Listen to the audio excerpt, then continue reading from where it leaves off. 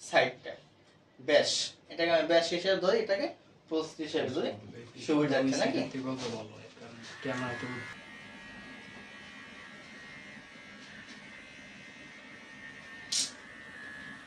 Zero থেকে আস্তে আস্তে মিলে যাবে, ঠিক আছে?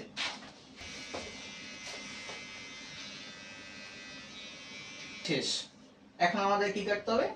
প্রস্থ। প্রস্থ কোনটা? নিচের সেকশন। নিচের সেকশনটাকে আমরা প্রস্থ হিসেবে ধরে নিই। These are not 2 মিলি, হ্যাঁ? হ্যাঁ।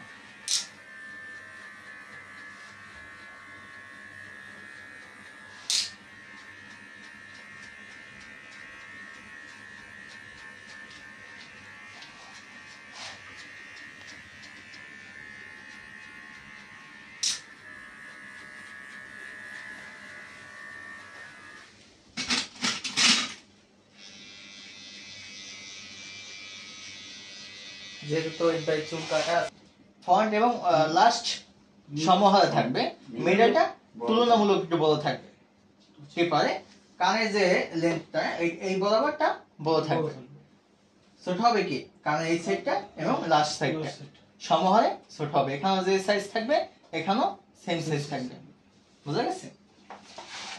কাটিং হচ্ছে সবচেয়ে মানে সহজ যাকে বলে, অর্থাৎ এখান কাটবে এখান কাটবে আর এটা বড় থাকবে। আর ফেড কেটে যেটা হয় সেটা হচ্ছে সমান্তরাল থাকবে, এখানেও জিরো থাকবে এখানেও জিরো থাকবে। টেপার যেটাকে ব্যাস এবং প্রস্থ সমহারে থাকে সেটাকে টেপার হিসেবে ধরবে। না ধরেন তো এটা কোপাল না, কিন্তু দেখাইলাম সাময়িক আকারে। আরো আরো ফেড করলে আরো মিলিয়ে যাবে, তখন আরো ফুটবে কাটিং গুলো। জাস্ট আমি দেখাইলাম আর কি।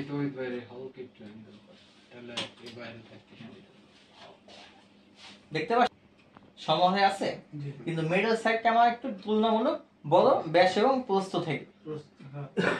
দেখা আছে? দেখেন ভালো করে, এটা কি প্রস্থ, এটা ব্যাস। এই দুইটা ব্যাস এবং প্রস্থ সমহারে আছে কিনা বুঝা গেছে?